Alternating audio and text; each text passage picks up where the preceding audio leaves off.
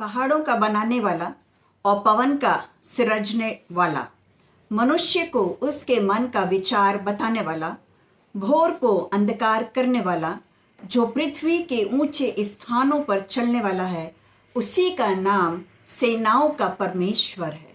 यदि मन नहीं फिराओगे तो सेनाओं के परमेश्वर का सामना करने के लिए तैयार हो जाओ। आइए प्रभु यीशु मसीह के पवित्र और मीठे नाम में आप सबों को शालोम। आज के मनन के लिए जो मैंने पाठ लिया है वो है आमोस नबी की किताब का बुक का सारांश आज हम पढ़ने जा रहे हैं। और उनका मेन उद्देश्य यही है कि मन फिराओ और नहीं फिराते हो मन तो परमेश्वर यहोवा का सामना करने के लिए तैयार हो जाओ। प्रियो, ईसा पूर्व 8वीं शताब्दी में 4 भविष्यवक्ताओं ने काम किए। उनमें से ये एक है आमोस नबी, जिसने सबसे पहले भविष्यवाणी की इजरायलियों के लिए। सही लाइफ में, असली लाइफ में जो आमोस नबी है ये एक किसान था और ये यहूदा देश के एक गांव में रहता था। परंतु जब परमेश्वर ने इसे चुना तब वो इज़राइल में जाकर इज़राइलियों के बीच में सेवकाई का कार्य को करा और परमेश्वर की बातों को इज़राइलियों को उसने बताया। जिस समय आमोस नबी काम करने लगा, परमेश्वर के कार्यों को करने लगा, उस समय जो इज़राइल देश था वो सामाजिक रूप से, नैतिक रूप से और धार्मिक रूप से भ्रष्ट हो चुके थे। और वहाँ के जो भी न्यायाधीश लोग थे और जो अधिकारी लोग थे, वे लोग दरिद्र लोगों का, गरीब लोगों का, निर्दोष लोगों का न्याय को वो बिगाड़ते थे। वे घूस लेते थे और उनको क्या करते थे, उनका जो न्याय होता था उसे बिगाड़ देते थे, यानी निर्दोष लोगों को भी वो दोषी साबित कर देते थे। और जो धनवान लोग थे वे गरीब लोगों को उधार देते थे और जब वे उधारी वापस नहीं लौटा पाते थे तो वे उन्हें गुलाम बना लेते थे। और इस प्रकार से जो इज़राइल देश था वो पूरी रीति से भ्रष्ट हो चुका था, सामाजिक तौर से, नैतिक तौर से एंड धार्मिक तौर से भी। और उस समय परमेश्वर ने क्या करा, आमोस को चुना कि वो परमेश्वर की बातों को इज़राइलियों को क्या करेगा, बताए। आमोस नबी इज़राइलियों से कहते हैं कि परमेश्वर ने तुम्हारे बीच में भविष्यवक्ताओं को भेजा, नाज़ीर लोगों को भेजा, परंतु उन्होंने उनकी बिल्कुल भी नहीं सुने। वे अपने ही अनैतिक कार्यों में संलग्न रहे, वो अनैतिक कार्य ही करते रहे।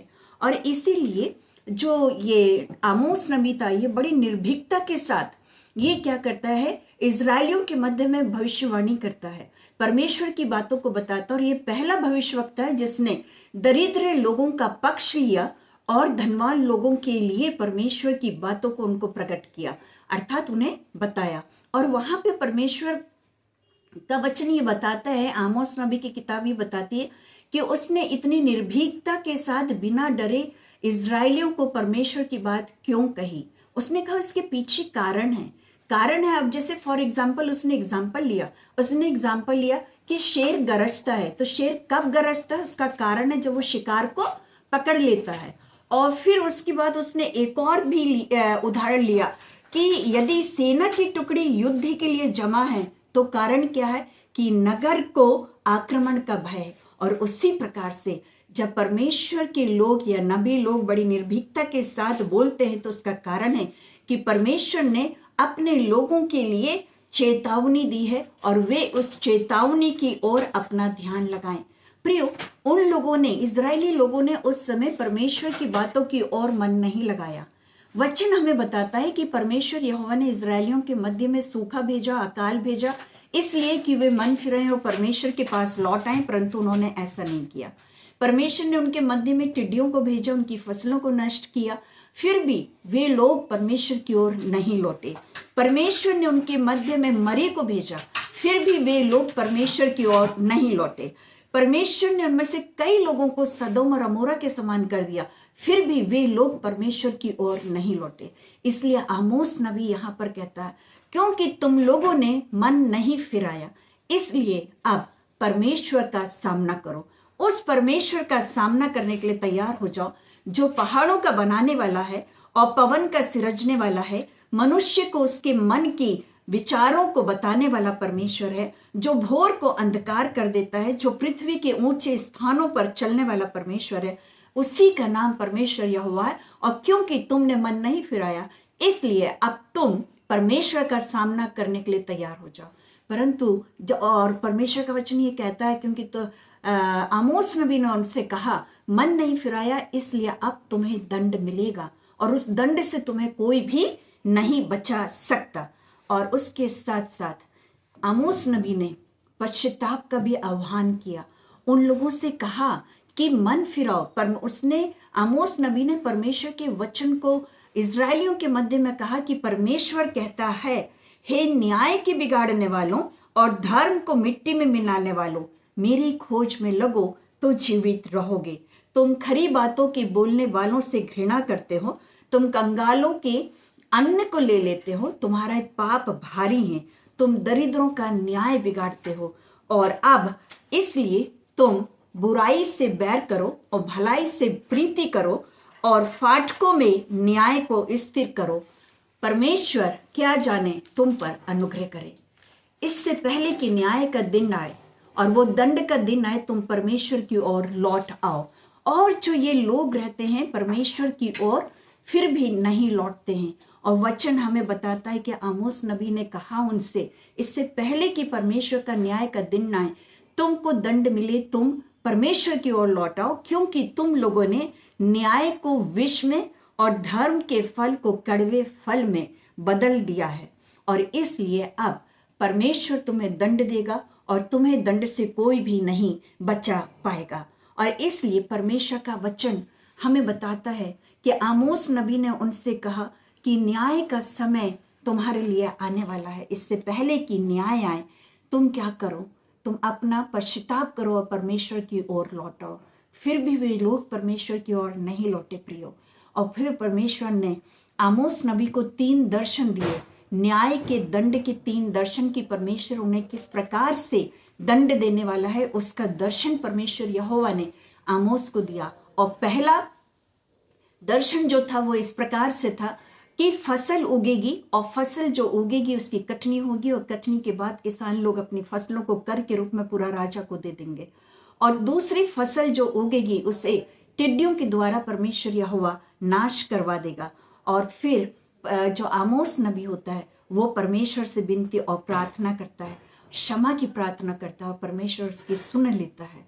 और फिर तीसरा भी दर्शन परमेश्वर यहोवा आमोस को देता है, और वो इस प्रकार से होता है कि परमेश्वर, यदि लोगों ने मन नहीं फिराया तो परमेश्वर उनके बीच में सूखा भेजेगा और अकाल को भेजेगा। और फिर परमेश्वर यहोवा से आमोस क्षमा की प्रार्थना करता है, परमेश्वर उसकी सुन लेता है। और फिर परमेश्वर कहता है कि मैं जैसे एक जो कारीगर होता है जो दीवार को साहुल से नापता है कि वो सीधी खड़ी है या नहीं खड़ी है, और उसी प्रकार से अब मैं भी इजरायलियों को अपने स्तर पर जांचूंगा, वे सीधे हैं या नहीं हैं। और परमेश्वर ने प्रियो उनकी जांच करी, और जब जांच करी तो परमेश्वर ने टेढ़ा पाया, और जब उन्हें टेढ़ा पाया तब परमेश्वर ने कहा कि अब इस दीवार का गिरना जरूरी है और इसे कोई नहीं बचा सकता। और इसका कारण था उनके भ्रष्ट धर्म के काम और अन्याय के काम।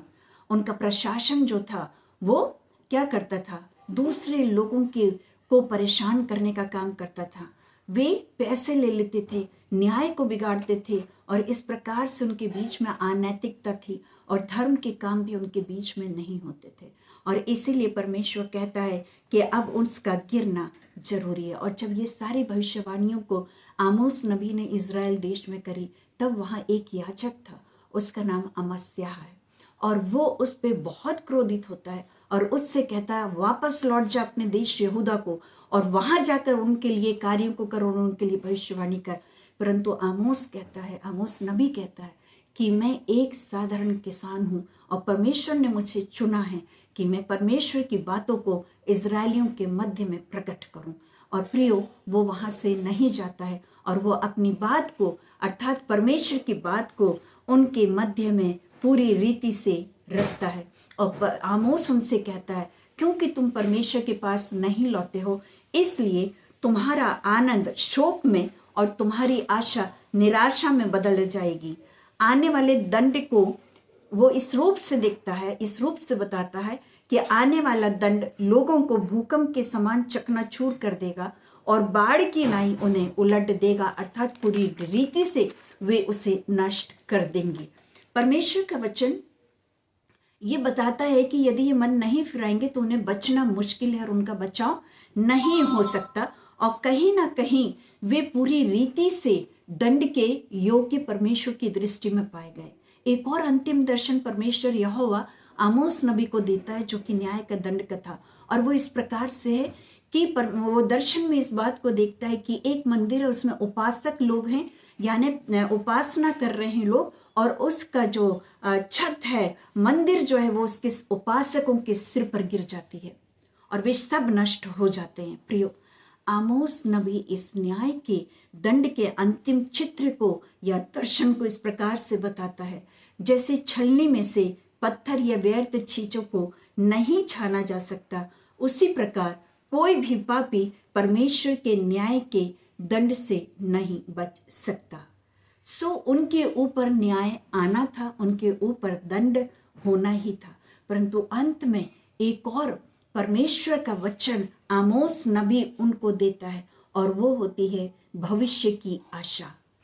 यानी परमेश्वर का वचन आमोस तक पहुंचता है। परमेश्वर का वचन आमोस अपने लोगों के लिए, इजरायली लोगों के लिए इस बात से प्रकट करता है कि परमेश्वर इजरायलियों को क्षमा करेगा, उन्हें बंधुआई से लौटा ले आएगा, और इजराइल और यहूदा के पुराने विभाजन को, है ना, वो जो बटे हुए हैं, उस विभाजन को परमेश्वर अलग करेगा और उन्हें वापस अपने देश में लाकर उन्हें पुनः संगठित कर देगा, जहां वे सुरक्षा से रहेंगे और समृद्धि से रहेंगे, और इजराइल का राज्य जो होगा वो फैलेगा, वो फिर और अधिक बढ़ेगा। वहाँ की जो भूमि है वो उपजाऊ हो जाएगी, और वे लोग वहाँ पर बड़ी प्रसन्नता के साथ और सुरक्षा के साथ वहाँ पर रहेंगे।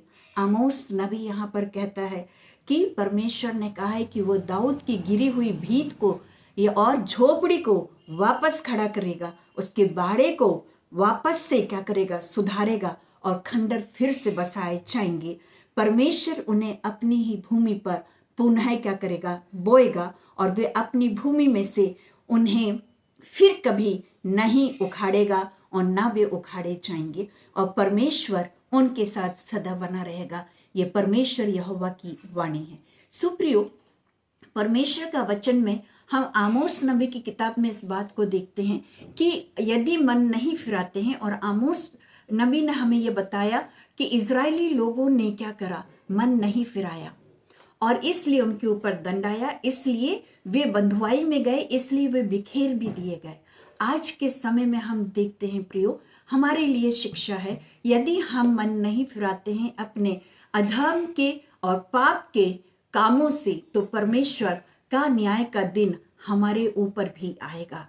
सो हमें क्या करना है, हमें मन फिराना है, हमें परमेश्वर की संगति में आना है, ताकि हम उस न्याय के दंड से बचने पाएं, और हम परमेश्वर की संगति में, परमेश्वर के साथ, परमेश्वर की उपस्थिति में, उसके राज्य में, उसके नए यरूशलेम में प्रवेश करने पाए, और उसके साथ सदा रहने वाले हो सके। यहाँ पर हम देखते हैं कि इजरायलियों को परमेश्वर यहोवा ने मई 1948 में वापस उन्हें जमा करा। जो यहाँ पर हम देखते, परमेश्वर ने कहा था कि मैं उन्हें क्या करूंगा, पुनः संगठित करूंगा। सो परमेश्वर ने उन्हें पुनः संगठित कर चुका है। वो देश, इजराइल देश, आज बहुत समृद्धि कर चुका है। वहां की खंडरें पुनः स्थापित कर दी गई हैं, वो राष्ट्र फिर से स्थापित कर दिया गया है। सुप्रियो, जब हम मन फिराते हैं और परमेश्वर के पास लौट आते हैं, सो परमेश्वर हमारी परिस्थितियों को भी बदल देता है, परमेश्वर हमें भी स्थापित करता है, परमेश्वर अपनी संगति में हमें ले लेता है, और परमेश्वर हम पर आशीष आशीष और आशीष ही बरसाता है। सुप्रियो, हमें क्या करना है? आमोस नबी की किताब से हमें यह शिक्षा मिलती है कि हमें मन फिराना है परमेश्वर के आशीष को प्राप्त करने के लिए। सो आइए हम अपने आप को परमेश्वर की उपस्थिति में सौंप दें, अपने अधर्म के कामों से अपने मनों को फिराएं, हर एक उन बातों से जो कि हमें परमेश्वर की उपस्थिति से दूर करती है, उन हर एक परिस्थितियों को अपने जीवन से, उन हर एक विचारों को, उन हर एक बातों को अपने जीवनों से दूर करें और प्रभु को अपने आप को समर्पित कर दें, ताकि प्रभु हमें अपनी बेटियों और बेटियां स्वीकार करे और अपना अनुग्रह हम पे बनाए रखे और हमें आशीषित और अनुग्रहित करे। परमेश्वर इन वचनों के द्वारा हम सबों को आशीषित करे। शालोम शालोम और शालोम।